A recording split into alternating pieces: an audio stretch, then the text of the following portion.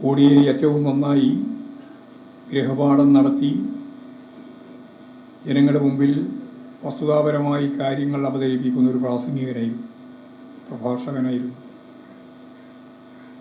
നല്ലൊരു അധ്യാപകനായിരുന്നു, ഏറ്റവും ശക്തനായ കരുത്തനായ ഒരു പ്രക്ഷോഭകാരിയായിരുന്നു, പടയാളിയായിരുന്നു. ഏത് പ്രതികൂല പശ്ചാത്തലത്തെയും അഭിമുഖീകരിക്കാൻ ഉൾക്കരുത്ത് നേടിക്കൊണ്ട് കമ്മ്യൂണിസ്റ്റ് പ്രത്യശാസ്ത്രവും അതിൻ്റെ ദർശനവും ഫലപ്രദമായിട്ട് കൈകാര്യം ചെയ്യുന്ന കേരളത്തിലെ ഏറ്റവും പ്രമുഖനായ കമ്മ്യൂണിസ്റ്റ് നേതാവും ദാർശനികനുമായി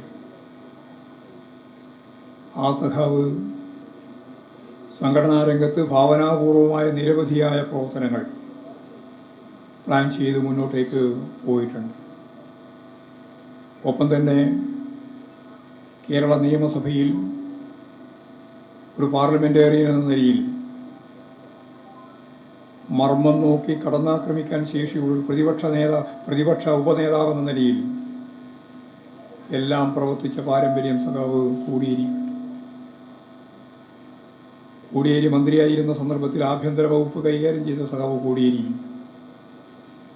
ജയിൽ വകുപ്പിൻ്റെ ഭാഗമായിട്ടുള്ള നിരവധി പരിഷ്കാരങ്ങൾ വരുത്തിയ കോടിയേരി അനുഭവത്തിൻ്റെ വെളിച്ചത്തിലാണ് കോടിയേരി കണ്ണൂർ സെൻട്രൽ ജയിലിൽ കിടക്കുമ്പോൾ ആ ജയിൽ അനുഭവങ്ങൾ കൂടി ചേർത്തുകൊണ്ടാണ് ജയിൽ പരിഷ്കരണം നടത്താൻ സഖാവ് കോടിയേരി മുൻകൈയെടുത്തത്.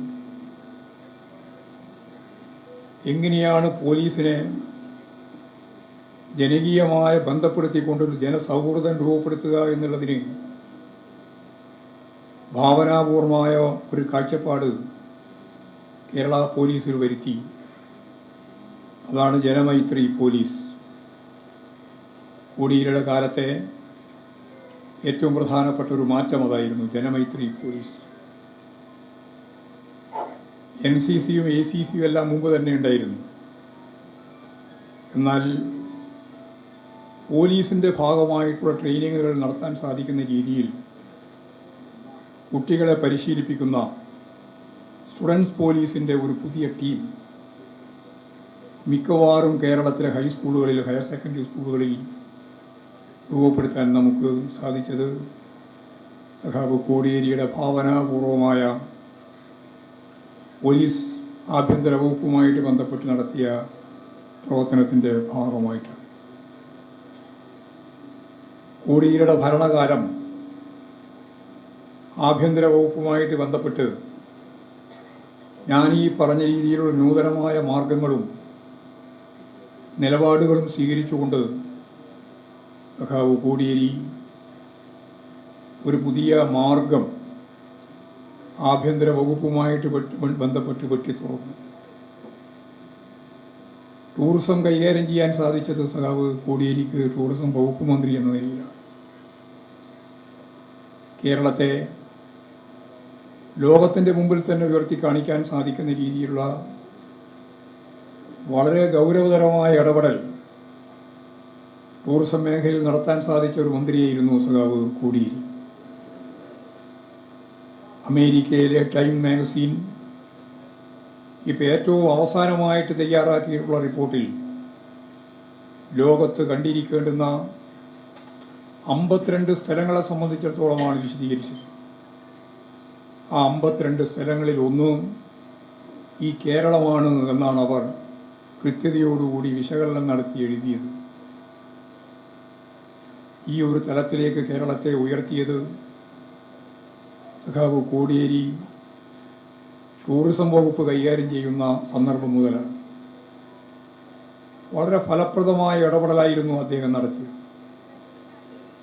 ടൂറിസത്തിന് അനന്ത സാധ്യതകൾ മലബാറിലേക്ക്, തലശ്ശേരി, അതുപോലെ തന്നെ എടക്കാട് ഉൾപ്പെടെയുള്ള മേഖലയിലേക്ക് വ്യാപിപ്പിക്കുന്നതിന് വേണ്ടി വളരെയേറെ ഫലപ്രദമായ പ്രൊജക്റ്റുകളും നിലപാടുകളും സ്വീകരിച്ചു.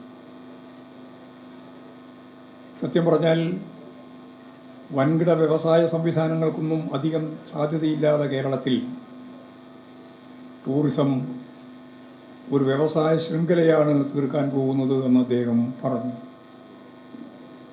മന്ത്രിയായിരുന്ന ഘട്ടത്തിലും MLA ആയിരുന്ന ഘട്ടത്തിലും പ്രതിപക്ഷ ഉപനേതാവായി പ്രവർത്തിക്കുന്ന ഘട്ടത്തിലുമെല്ലാം കേരളത്തിലെ ജനങ്ങളുടെ പ്രശ്നങ്ങൾ കൃത്യമായിട്ട് സഭയിൽ ഉന്നയിക്കാനും അതിന് പരിഹാരം കാണാനും മന്ത്രിയായിരുന്നപ്പോൾ അത്തരത്തിൽ ഓരോന്നും മനസ്സിൽ വെച്ച് പ്രശ്നപരിഹാരത്തിന് വേണ്ടിയുള്ള ഇടപെടൽ നടത്താനും ഒക്കെ സാധിച്ച ഏറ്റവും പ്രമുഖനായ കമ്മ്യൂണിസ്റ്റ് നേതാവായിരുന്നു സഖാവ് കോടിയേരി ബാലകൃഷ്ണൻ.